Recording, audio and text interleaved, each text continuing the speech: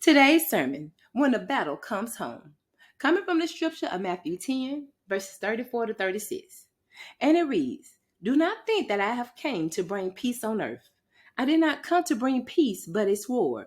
For I have come to set a man against his father, a daughter against her mother, and a daughter-in-law against her mother-in-law.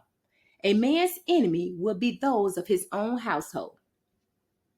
We often talk about Jesus as the Prince of Peace, and he is, but here he flips the script. He says, I didn't come to bring peace, but a sword. Now that can sound confusing. How could the one who told us to love our enemies and turn the other cheek also say he came to bring division? This passage reminds us that when you truly follow Christ, not everyone, not even those closest to you, will understand or support you.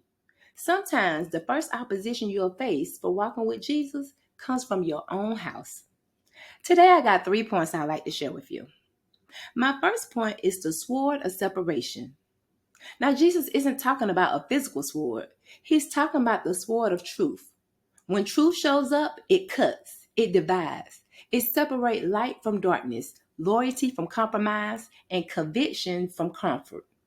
When you start living for God for real, when your lifestyle shifts, your speech changes, your habits change, people notice, and some of them won't like it, especially when they benefited from your old ways. Sometimes it's not demons fighting you.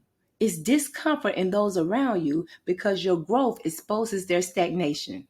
So don't mistake the tension for failure. That's confirmation that God is doing something in you that not everyone can handle. My second point is family tension is real, but it's purposeful. Jesus warned that following him might cause conflict inside families. Why? Because your faith confronts familiar patterns. When you break generational cycles like addiction, gossip, silence, bitterness, you shake up what's been normal for years. When you start praying instead of arguing, tithing instead of wasting, forgiving instead of fighting, you disrupt the old family flow.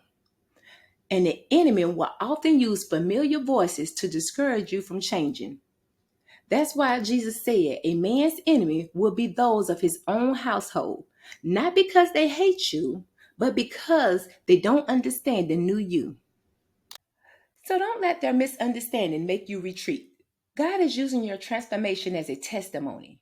And one day, the same people who doubted you might be the ones who follow your example.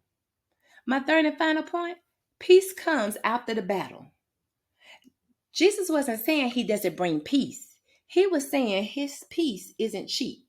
True peace only comes after false peace is broken. Sometimes you have to endure chaos to reach lasting peace. Sometimes you have to lose approval to gain alignment. Sometimes the household tension is the labor pain of a new spiritual birth. Think about a broken bone. The doctor has to reset it before it heals right. It hurts, but it's necessary. In the same way, God sometimes allows division so that healing can happen on the right foundation.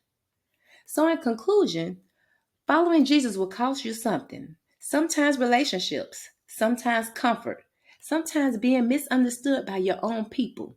But that's the price of transformation. Remember, the sword Jesus brings is not for destruction, it's for distinction. He's separating who you were from who you're becoming. So if the battle comes home, don't lose heart. Stand firm, keep loving, keep praying, and keep growing. Because the same God who divided will also reconcile in his time and in his way. My closing line, sometimes peace requires a sword. Because before God can bring peace around you, he has to establish truth within you. Until the next sermon, blessings, fam.